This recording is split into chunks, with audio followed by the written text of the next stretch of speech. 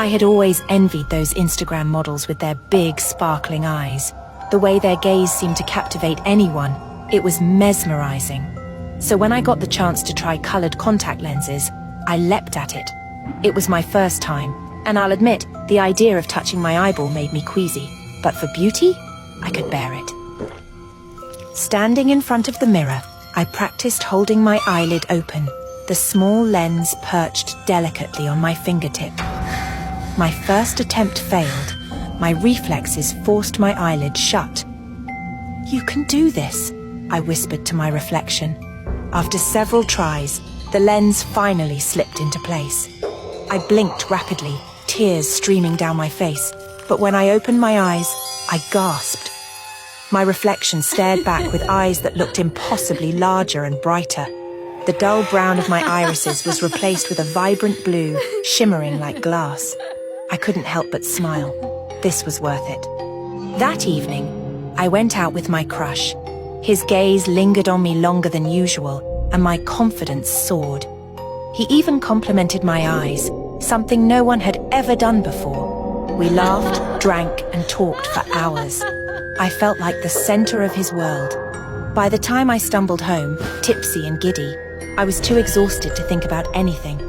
I collapsed onto my bed, still wearing my makeup and my lenses. Morning came like a sledgehammer. My head pounded, my mouth was dry, and my eyes, they ached. Groggy, I stumbled into the bathroom. The harsh light made me squint, and I rubbed my eyes, only for a sharp, gritty sensation to shoot through them. The lenses! I had forgotten to take them out. Looking in the mirror, I froze. My left eye was fine, but the right one looked wrong.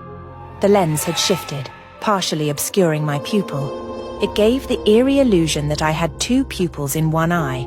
Great, I muttered. I grabbed the bottle of eye drops and tilted my head back, squeezing a generous amount into my right eye. The cool liquid was a temporary relief, and I reached up, trying to pinch the lens out. But it wouldn't budge. It felt slippery under my fingers, sliding further to the side each time I tried to grab it.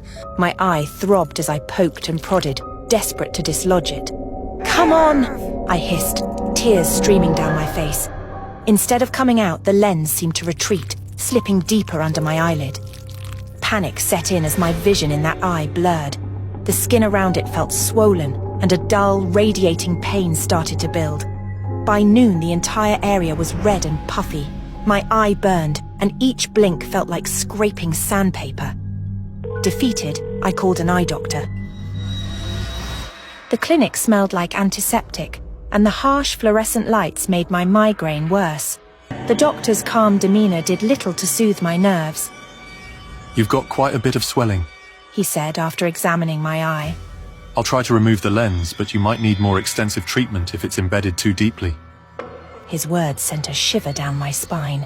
Embedded? I sat rigid as he used a specialized tool to extract the lens from my left eye. Relief washed over me as the first lens came out, but then his frown deepened. "Well," the doctor said after a few minutes. "I managed to retrieve one lens." He held up the tiny, translucent piece of plastic, now smeared with redness. "But the other one, it's deep. We'll need more advanced tools to get it out." My stomach dropped. "Isn't there another way? Something less invasive?" He shook his head. "Leaving it in can lead to severe infection or even permanent damage. I strongly recommend we proceed." The words permanent damage echoed in my mind, but so did the thought of medical bills. I had seen people online remove lenses themselves. If they could do it, so could I. "Thank you, doctor," I mumbled, grabbing my bag. "I'll think about it." Back home, I sat in front of my mirror, armed with a pair of tweezers and determination. My right eye was almost swollen shut, but I pried it open, wincing as fresh tears streamed down. I carefully inserted the tweezers, trying to grab the edge of the lens. Every touch sent waves of pain through my skull, but I couldn't stop. The discomfort only fueled my desperation. "Just a little more," I muttered, my voice trembling. The tweezers slipped, scraping against the sensitive surface of my eye. A sharp pain made me cry out, but I kept going. My hands were slick with sweat, my vision blurred from the constant flow of tears. Or was it blood? Finally, I felt the edge of the lens. I pulled and it slid free with a sickening squelch. Triumph was short-lived. When I looked down at my hand, my stomach churned. The lens wasn't alone. Attached to it was something round, fleshy and glistening. A bulbous lump of tissue hung limply from the tweezers. I froze, my heart hammering in my chest. My right eye was gone. In its place was a dark, gaping socket, raw and glistening with blood. It was as if my entire eye had been pulled out along with the lens. No! No, no, no!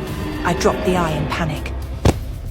Dropping to my knees, I searched frantically for my dislodged eye. I glanced around, searching for the eye I had dropped, but the dim light played tricks on me, casting shadows that made my stomach churn. Where was it? My fingers skimmed the cold tiles until they brushed against something round and slick. I grabbed it, holding it tightly in my palm. I had to fix it. Maybe if I put it back quickly, it wouldn't be too late.